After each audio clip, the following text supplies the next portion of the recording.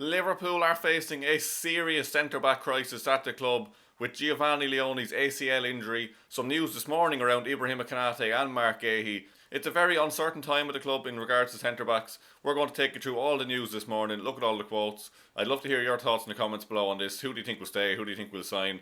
Get involved, we're going to jump straight into it.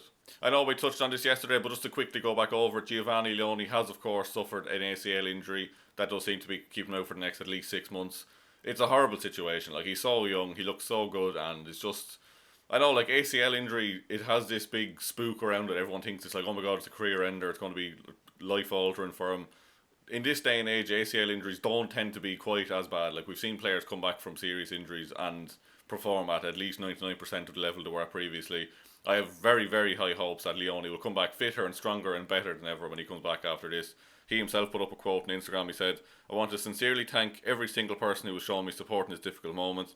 It wasn't the debut I'd always dreamed of, but I will give everything to be back playing in this magical stadium as soon as possible. Thank you so much."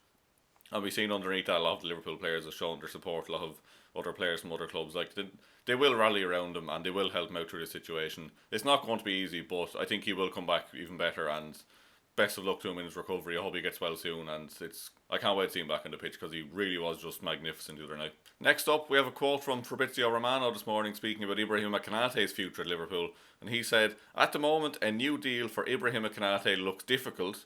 There has been no agreement and nothing is close." Now, that won't come as a surprise to most of us. Like, I think we've all been thinking he's probably just leaning towards leaving the club rather than staying. But always disappointing to hear these things, like to hear it's not even close. Like, it's at this stage you would like to be hearing some positivity. Like, I know the contracts last year rumbled on until what, April or May, but we kept seeing the likes of Van Dijk and Mohamed Salah saying they want to stay.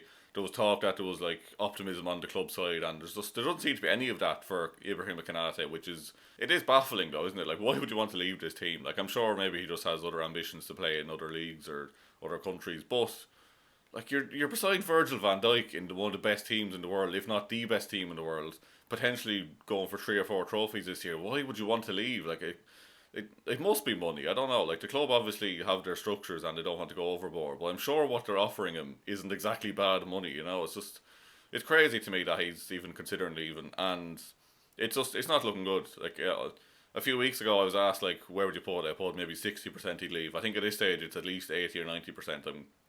I'd be more shocked if he stays than if he goes at this point. But yeah, again, it's just disappointing to read. But maybe there might be a turnaround. But I'm not feeling optimistic about it at the moment.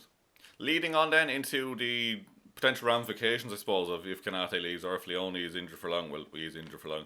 But we have a quote from Ben Jacobs this morning saying, "I know that Liverpool want 4 elite centre backs at the club: Ibrahim Konate, Virgil van Dijk, Joe Gomez, and Giovani Leoni.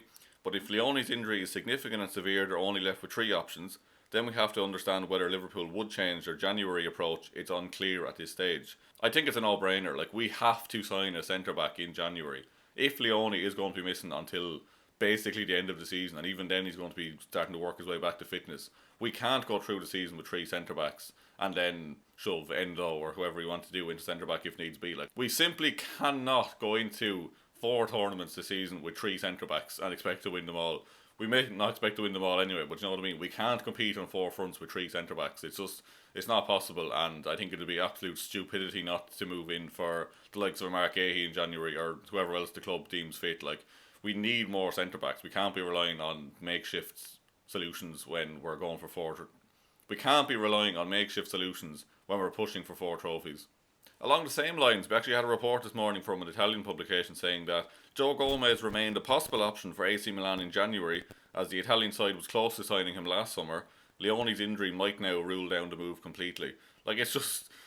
imagine we let Gomez leave now as well. Konate possibly leaving free at the end of the season. We'd be left with 1 fucking centre-back. Like, it's absolute crazy. Like, I don't think for 1 second that the club would sanction a sale or a loan for Joe Gomez in his current state. Like, he's going to be playing a lot of minutes if he's fit, and let's hope he can stay fit, because if he gets injured as well, then we're absolutely doomed. A little bit on Mark GUEHI then, a little bit from our favourite island, Bullshit Island. So we have a report here from Footy Insider who say Mark GUEHI privately blames Liverpool for his deadline day move collapsing, with the defender and his camp feeling that the club delayed their move and then spent too long haggling over the fee and terms of the deal.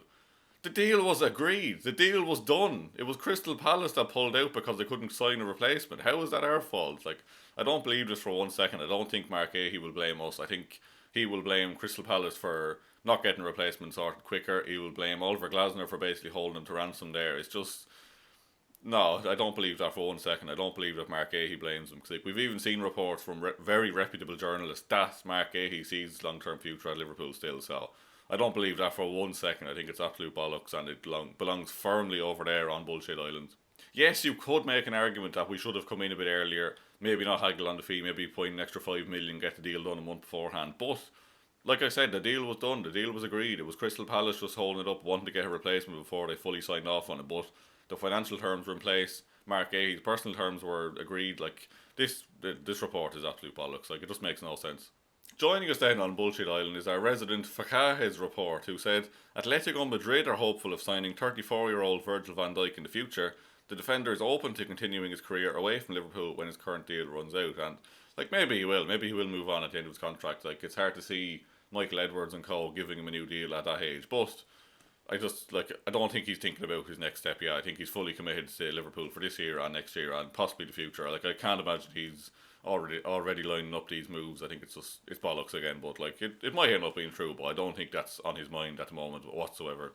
We also had it confirmed last night that Liverpool will face Crystal Palace in the fourth round of the Carabao Cup, and I'm so excited. Like, I haven't seen Liverpool play Crystal Palace in so long, and I won't for ages, you know. Like, it seems like we play Crystal Palace every week at this point. We had them in the Community Shield, we have them this weekend, we now have them for this game. It's just, how many times we have to face Mark Gahey? Just give them to us, lads. We don't need to be playing these games. Just give us Mark Gahey, let's be done with it. And yeah, it had to be Crystal Palace, didn't it? Like, it's one of them things, like, you're playing him this week, you get announced to play him again. Like, it always seems to happen. But we have had that confirmed at home as well. It's not a bad draw, to be fair. Like, I think we should be getting through that one. Hopefully we can go all the way. But yeah, I'm not displeased with that. I think I'm just a bit bored of playing Crystal Palace.